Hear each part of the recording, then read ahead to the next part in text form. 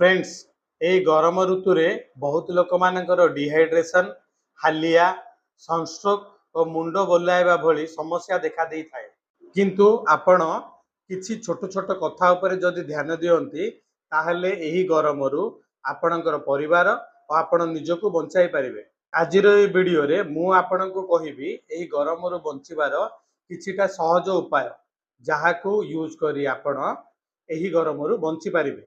गरम रे शरीर रु झाड़ आकार रे बहुत गुड़िए पानी बाहरी जाई थाए।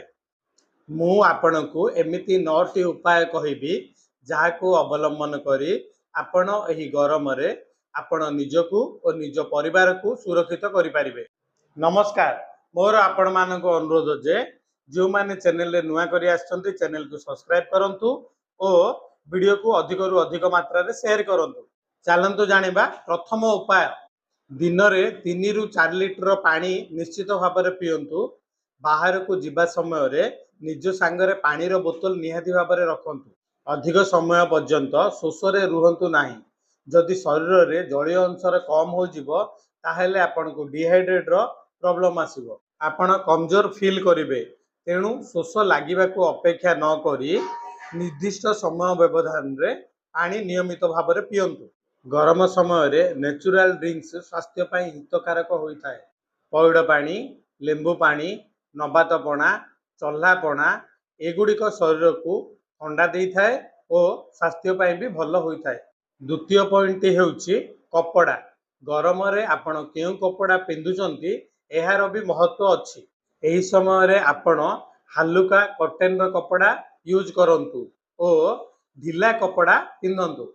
कॉटन रो कपड़ा आपणकर शरीर झाड़ को सुखाई दी थाए और शरीर को ठंडा दी थाए। 12 रु 3टा भितरे अधिक गरम होई थाए। तेणु जदि अति आवश्यक होई न थाए ताहले एही समय रे आपण बाहर को जांतु नाही। जदि जिबा जरूरी अटे ताहले आपण सांगरे छता और टोपी नियंतु, सनग्लासेस पिंधंतु और पानी बोतल भी सांगरे नियंतु। एहा द्वारा आपण सनस्ट्रोक रो शिकार हेबे नाही। 4 एही समय रे आपण खाइबा उपरे भी ध्यान देबा को पड़िबो। एही समय रे आपण अधिक तेल मसला युक्त खाद्य खाआंतु नाही। एही समय रे अधिक मात्रा रे काकुड़ी, दही, तरबुज, फल और संतुला खाआंतु। 5 गरम रे घर को ठंडा रखिया पाई झरका रे पर्दा लगांतु और घरे पंखा, एसी, कूलर रो यूज करंतु। 6 बहुत लोक खरारु घर को आसीबा मात्रे ही फ्रिज रो ठंडा पानी पी दियंती। एहा स्वास्थ्य पाई हानिकारक अटे। एहा द्वारा आपणकर गला रे प्रॉब्लम्स होई थाए।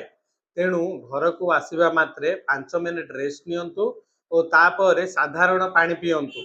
एहा द्वारा आपण असुस्थ हेबारु बंची पारिबे। 7 अधिक गरम समय रे आपण झरका और कबाट रे ओदा कपड़ा लगाई पारिबे।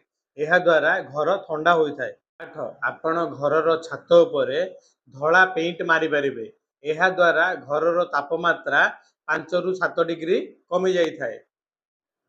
9 जदि काहर अधिक मुंड बथा हुए बा मुंड बुलाए बा अधिक झाड़ बाहरे कि अधिक बांती हुए सही समय रे आपण सही व्यक्ति को कौनसी ठंडा जगह को नहीं जांतु और तांको पानी दियंतु। जदि एहा परे भी स्वास्थ्य रे उन्नति न आसुची ताहले डॉक्टर को सह परामर्श करंतु। फ्रेंड्स आपण माने एही किछि सहज कथा अवलंबन करंतु ताहले आपण आपणकर और आपणकर परिवार रो जीवन को एही गरम रु बंचाई परिबे।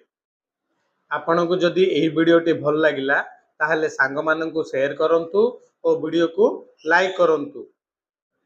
आपण जदि एही चैनल रे नुआ करी आछंती ताहले चैनल को सब्सक्राइब करंतु और एही गरम रे निजको सुरक्षित रखंतु। नमस्कार, जय जगन्नाथ।